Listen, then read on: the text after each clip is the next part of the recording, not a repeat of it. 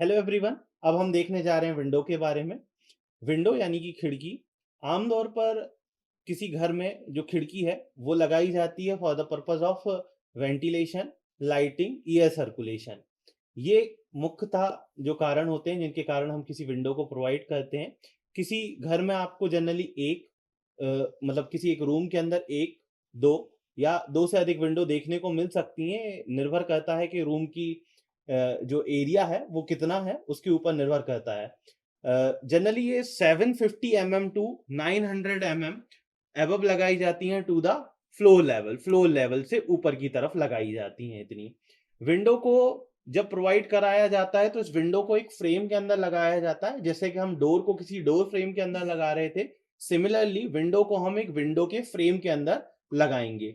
ये जो window frame होता है वो आपका दो या दो से अधिक वर्टिकल मेंबर से मिलके बना होता है। दीज वर्टिकल मेंबर्स और कॉल्ड पोस्ट। ये जो वर्टिकल मेंबर होते हैं वो पोस्ट कहलाते हैं।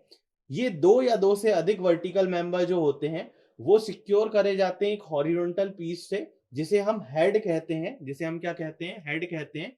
और बॉटम में ये जो लोअर पीस आपका लगा हुआ होता है दैट इज कॉल्ड योर सिल। ये आपका क्या कहलाता है, सिल कहलाता है, जिसे हम सिल लेवल के नाम से भी जानते हैं।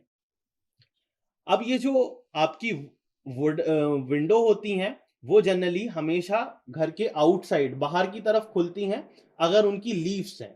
स्लाइडिंग विंडो है तो वो दोनों तरफ मूवेबल है, दोनों तरफ खुल सकती हैं। अगर लीव्स हैं तो लीव्स हमेशा विंडो की कहाँ ओपन होनी चाहिए, बाहर की तरफ ओपन होनी चाहिए।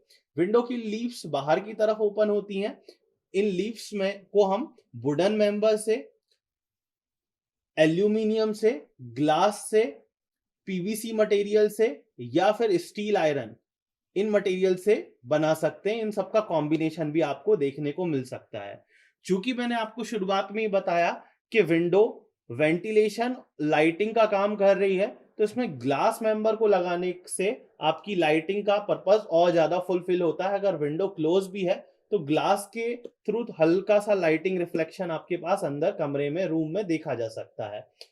चूंकि ये विंडो आपको एयर सर्कुलेशन भी दे रही है, तो विंडो की जो ओपनिंग्स हैं ये हम बाहर की तरफ जब रख रहे हैं तो ओपनिंग्स के कारण वो आपका एयर सर्कुलेशन वहां पे क्या हो पा रहा है, कंप्लीट हो पा रहा है, वो एयर सर्कुलेशन को पूरा कर पा रही है।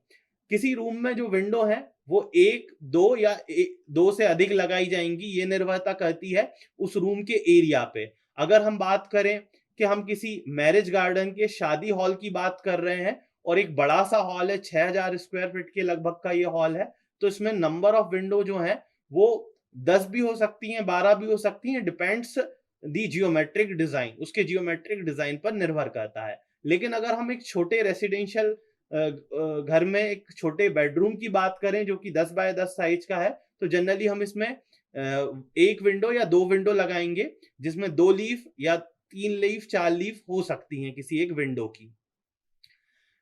विंडो जो है आपकी वो हमेशा ऐसे पोर्शन पे लगाई जाती है जहां से मैक्सिमम आउटपुट जनरेट हो। आउटपुट का मतलब यहां पर है कि वह ज्यादा से ज्यादा रोशनी और ज्यादा से ज्यादा एयर सर्कुलेशन यानी कि हवा का एक्सचेंज कर पाए आपकी।